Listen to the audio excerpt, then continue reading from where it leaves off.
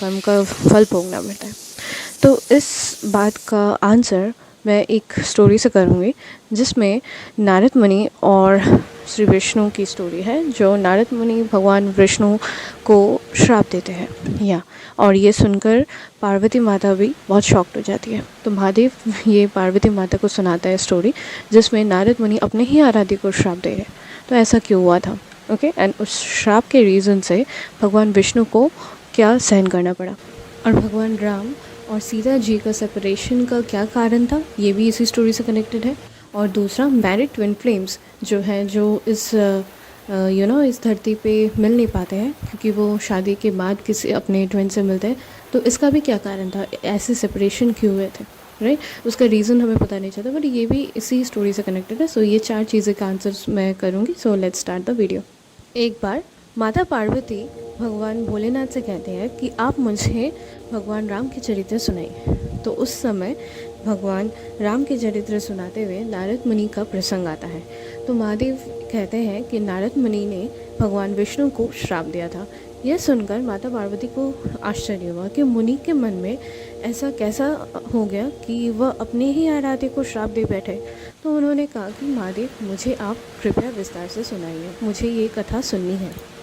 एक बार नारद मुनि विचरण करते करते हिमालय के सामने एक गुफा में पहुँचे, और उस गुफा में के सामने जो सुगंधित हवा बह रही थी और नदी गंगा जी बह रही थी, वो बहुत ही सुहावनी लग रही थी, जिसके कारण नारद मुनि को भगवान श्री हरि का स्मरण हो आया और उन्हें समाधि लग गई। तो यह देखकर इंद्र डर गया। इंद्र ने सोचा कि यह मेरे सिंहासन ले लेंगे या फिर मेरी ही पुरी का निवास वो मांग ले, तो मैं कहाँ जाऊँगा।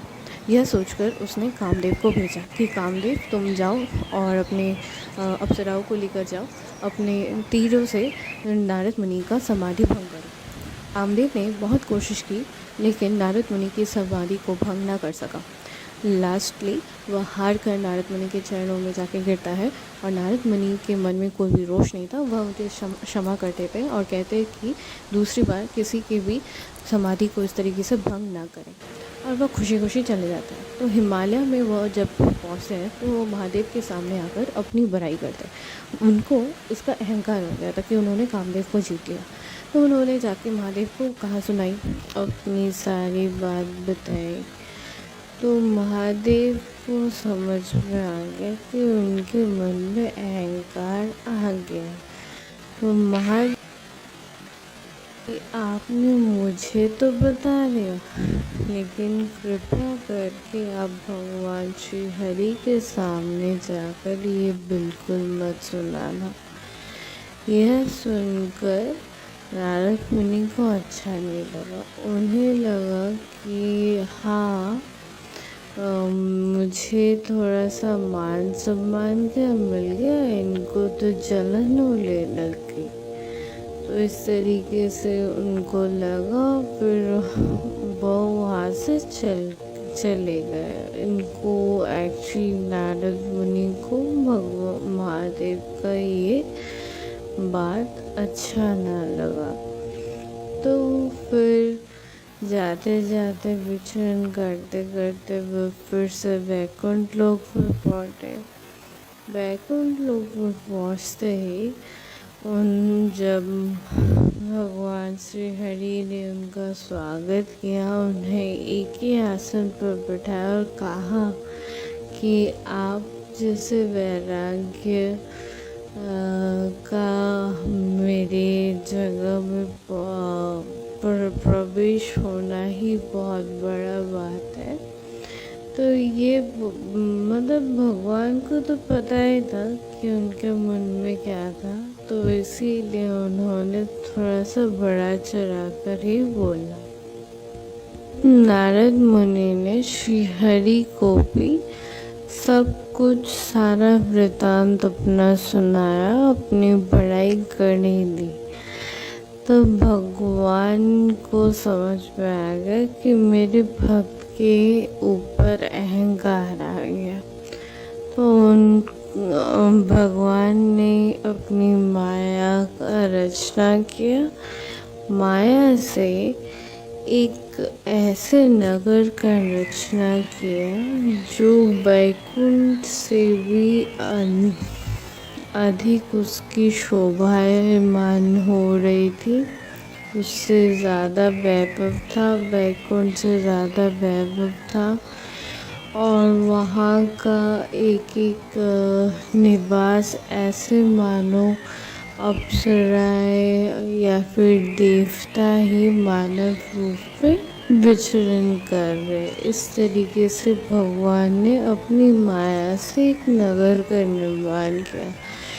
तो चलते चलते नारद मुनि उस नगर में पहुंच गए और जब उन्होंने सबका हालचाल पूछा, पूछते हुए वह राजमहल में पहुंचे।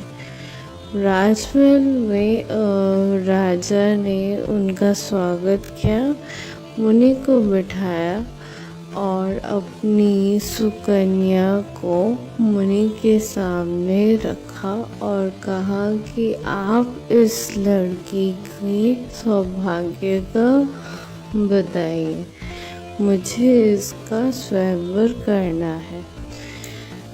लड़की राजकुमारी को देखकर नारद मुनि के मानो होश उड़ गए। नारद मुनि उनको देखते ही रहे और उनके वैराग्य चला गया और उनको लगा कि हाँ, मुझे यह लड़की को से विवाह करना है। तो उन्होंने बोला, यह राजकुमारी जिसको भी बरेगी उसको त्रिभुवन में कोई भी हरा नहीं सकता और वह त्रिभुवन के सारे लोग उसकी सेवा करेंगे। तो वो बोलकर पूरी चले गए। उन्होंने अच्छी तरह से वृत्तांत भी नहीं बताया। तो जब वह बाहर निकले उनको लगा कि नहीं, मुझे इनसे विवाह करना है, तो अब कोई और बचा नहीं सकता। और विवाह के लिए सबसे ज़्यादा क्या चाहिए? बहुत अच्छा सुंदर रूप, राइट? क्योंकि राजकुमारी है, वो जितना सुंदर रूप होगा वो उसी को बढ़ेगी। तो सब उनको भगवान श्री हरि का याद आया और फिर उन्होंने कहा कि भगवान हरि के अलावा मेरा कोई हितैषी भी कोई नहीं है, तो मुझे उनके पास ही जाना चाहिए। तो और इतना भी समय नहीं था कि वो वैकुंठ जाते। तो उन्होंने भगवान श्री हरि का स्मरण किया। भगवान श्री हरि का स्मरण करते ही हरि उनके सामने उपस्थित हो गए और कहा, नारद जी बताओ कि तुम्हें क्या चाहिए। तब जाके नारद मुनि कहा, हे प्रभु, आप मुझे अपना रूप दे दीजिए, मुझे इन राजकुमारी से विवाह करना है और आपसे सुंदर रूप किसी और का नहीं है। आप मुझे अगर अपना रूप दे देंगे तो यह राजकुमारी मुझे ही बढ़ेगी। तो उन्होंने बोला कि भगवान ने बोला कि हाँ, मैं वही करूँगा जो तुम्हारे लिए श्रेय होगा। नारद मुनि इतने ही मद में भूल गए थे कि भगवान का जो भी इशारा था वो समझ ही नहीं पा रहे थे। फिर वह जाके संतुष्ट होकर जाके बैठ गए राजमहल में। फिर जब स्वयंवर रचा गया था और वह सब ने उनको नारद मुनि के रूप में ही देखा, लेकिन शिव जी के दो गण वहाँ पे थे। वह नारद मुनि के सामने ही बैठे हुए थे। शिवजी के दो गलों ने और राजकुमारी ने ये सब कुछ देखा। तो राजकुमारी आती है और जब वह नारद मुनि के सामने आती है, वह देख के और भी ज़्यादा क्रोधित हो जाती है, गुस्से से भर जाती है, डर जाती है और नारद मुनि को छोड़कर वो दूसरे ओर चली जाती है और वहीं पे भगवान विष्णु ने भी राजकुमार का वेश धरकर आए थे। तो वह जाके भगवान विष्णु के गले में वरमाला डाल देती है। नारद मुनि को यह देखकर बहुत ही गुस्सा आता है कि उन्होंने जाके किसी और के गले में वरमाला डाल दिया और तब उनके मन में क्रोध भी होता है और बहुत ही दुखी भी होता है। तो जो शिवजी के दो गण थे, उन्होंने नारद मुनि को देखा कि उनका मुंह तो बंदर का था और यह देखकर वो हंस पड़े और हंसने के बाद वो कह रहे कि जाओ जाकर अपना चेहरा दर्पण में तो देखो। तो जब नारद मुनि अपना चेहरा दर्पण में देखते हैं तब उन्हें दिखता है कि उनका चेहरा तो बंदर का है और ये देखकर उन्हें और भी ज़्यादा क्रोध आता है और भी ज़्यादा गुस्सा आता है और वो श्राप देते हैं शिवजी के दो गण को, जाओ तुमने मुनि का उपहास किया, जाओ तुम जाके असुर बन जाओ। और उसी टाइम उन्होंने मन में ठान लिया था कि अभी मैं वैकुंठ जाऊंगा, या तो भगवान को मैं श्राप दूंगा या तो खुद अपनी मृत्यु को प्राप्त होऊंगा, अपना प्राण त्याग दूंगा। तो ऐसा सोचते हुए जा रहे थे तो भगवान रास्ते में ही लक्ष्मी जी को एक साइड में और एक साइड में वो राजकुमारी को लेके चल रहे थे और उनको देखकर नारद मुनि को पुकारे और बोले कि मुनि आप कहाँ जा रहे हो। तो नारद मुनि ने जब देखा, ये देखकर उनकी होश उड़ गया, उनको और भी गुस्सा आया और गुस्से से लाल होकर उन्होंने बोला कि तुमने मुझे बंदर का मुंह दिया और खुद तो राजकुमारी को ले गए, तो जाओ, मैं तुम्हारे ऊपर कोई नहीं है ना, तुमको किसी ने ठीक नहीं किया ना, और तुमने सागर मंथन के टाइम शिवजी को विष पिला दिया और सारे असुरों को तुमने अमृत नहीं दिया और खुद लक्ष्मी जी को ले गए और सारे मणि माणिक्य जो भी था सब ले गए खुद। तुम्हारे ऊपर कोई नहीं है ना, बहुत ज़्यादा स्वतंत्र हो गए ना, इसीलिए तुम्हारा ऐसा हालत है। जाओ, मैं तुम्हें श्राप देता हूँ कि तुम जाकर तुम भी इसी तरीके से पत्नी के वियोग में रोओगे, एक स्त्री के वियोग में रोओगे, और जिस बंदर का मुंह तुमने मुझे दिया है वही बंदर तुम्हें उस स्त्री से मिलने से मदद करेंगे। ठीक है, तो इस तरीके से वो उनको श्राप देते हैं और तभी भगवान अपनी माया को हटा देते हैं। जब माया को हटा देते हैं तो नारद मुनि को पता चलता है कि अरे उनसे तो गलती हो गई। तब नारद मुनि जाकर भगवान के चरण को पकड़ते हैं और कहते हैं कि मुझे माफ़ कर दीजिए, मैंने आपके माया को नहीं समझा था। तो भगवान कहते हैं कि कोई बात नहीं, सब मेरी इच्छा से ही होता है। और अब तुम जाओ, जाकर भगवान शिव जी का नाम लो और जो भी व्यक्ति भगवान भोलेनाथ को, भगवान शिव जी को और मुझे अलग समझता है, उस व्यक्ति को ना ही मैं कभी प्राप्त होता हूँ, ना मेरी कृपा उस पर होती है। ठीक है, तो तुम जाओ, जाकर भगवान शिव जी का नाम लो। इस तरीके से उन्होंने बोला और नारद जी वहाँ से चले।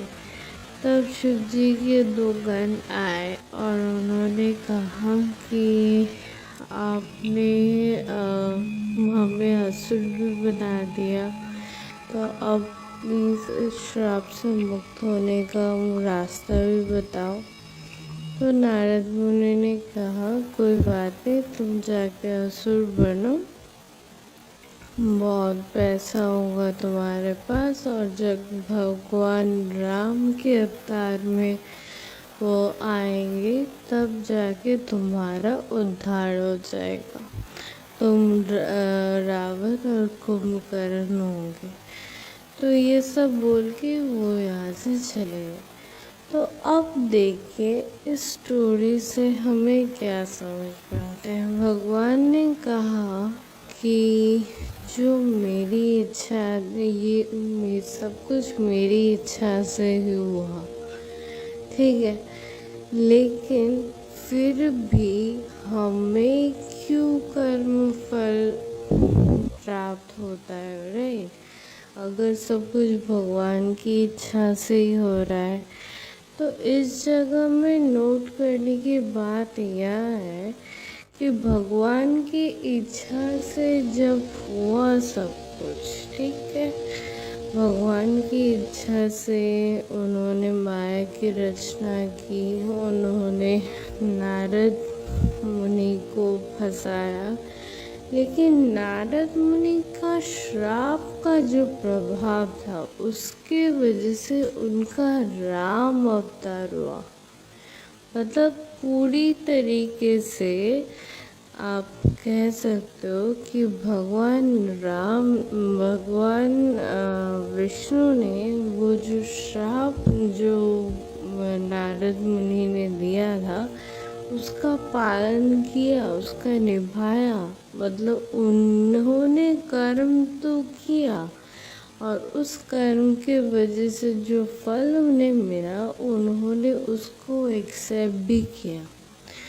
दो वो भगवान थे, उनको ज़रूरत नहीं था कि वो ये सब एक्सेप्ट करे, लेकिन फिर भी लोक कल्याण के लिए हमें शिक्षा देने के लिए उन्होंने देखा है कि हाँ, जो हम जैसा कर्म करेंगे उस तरीके से फल भी हमें प्राप्त होगा, ठीक है, चाहे वो मेरी इच्छा से क्यों ना हो, तो भगवान की इच्छा से हुआ। और उसी जगह में हमारे लाइफ में हर चीज़ भगवान की इच्छा से नहीं होता। यहाँ पे जो भगवान है अपने भक्त का अभिमान तोड़ने के लिए उन्होंने ये किया था। तो उन्होंने किया किसके लिए? ताकि कुछ अच्छा हो, मतलब किसी और का अच्छा हो। फिर भी उनको जो श्राप मिला उनका फल उनको भोगना ही पड़ा। तो हमारा ऐसा हो जाता है कि हम दूसरों की भलाई का कभी कभार सोचते और ज़्यादा से ज़्यादा हम उतना ही भलाई करके हर कार्य को करते हैं। तो दूसरों की भलाई हो ना हो हम देखते भी नहीं हैं। इससे किसी और को कौन सा इफ़ेक्ट होगा ये हम सोचते भी नहीं हैं। काफ़ी टाइम हम ऐसे कार्य भी कर जाते हैं तो उसका प्रभाव किसी न किसी की तरफ से तो मिलेगा। अगर आपको नहीं मिला तो इसका मतलब दूसरे के साथ अन्याय होगा। और भगवान की अगर आप देखो और यूनिवर्स का देखो, वो यूनिवर्सल लॉ किसी के साथ भी अन्याय नहीं कर सकती। तो जिस तरीके से आप करोगे उस तरीके से रिपीट आपके ऊपर ही आता है। यहाँ पर देखें नारद मुनि का जो केस है, अभी उनका टेस्ट चल रहा था तो भगवान की इच्छा से उनका टेस्ट चल रहा था, लेकिन उनको तो उसके अपराध का फल नहीं मिला। उन्होंने जो भगवान को अपराध मतलब श्राप दिया उसका फल उनको नहीं मिला क्योंकि वो भगवान की इच्छा से। तो जो भी कार्य भगवान की इच्छा से होता है, इन द सेंस के अगर भगवान हमारी परीक्षा लेते हैं तो अगर हम उसमें फेल हो जाते हैं, अगर हमें उसमें त्रुटि भी हो जाती तो वो उसका मतलब उसका बुरा प्रभाव हम पर पड़ता नहीं है, उल्टा वो अच्छा ही होता है, भगवान अच्छा ही करते हैं। तो ये सोच के हमें चलना चाहिए। और दूसरी बात है, इसी के वजह से भगवान राम का जन्म भी हुआ था, राम अवतार भी हुआ था और भगवान राम और सीता जी का सेपरेशन भी हुआ था। ठीक है, तो ये हो गया जो ट्विन फ्लेम है, जो भगवान सुपर सोल ट्विन फ्लेम है, वो सेपरेट हो गए थे। अब हमारे केस में हम देख लेते हैं कि अगर मैरिड ट्विन फ्लेम्स हुआ या फिर वैसे ट्विन फ्लेम्स जो शादीशुदा कहीं और है और मिल गए हैं, लेट मिलते हैं, पता नहीं चलता है कि पहले नहीं मिले होते। तो उनका भी कहीं ना कहीं रीज़न यही था कि या तो किसी श्राप के कारण उन्होंने अपने पास्ट लाइफ या फिर बहुत पहले लाइफ में हमने जो कर्म करके रहे हमें पता नहीं होता है, हम भूल चुके होते हैं, भगवान को वो सारी चीज़ें पता है और हमें नहीं पता। यही डिफरेंस है सुपर सोल और हम में।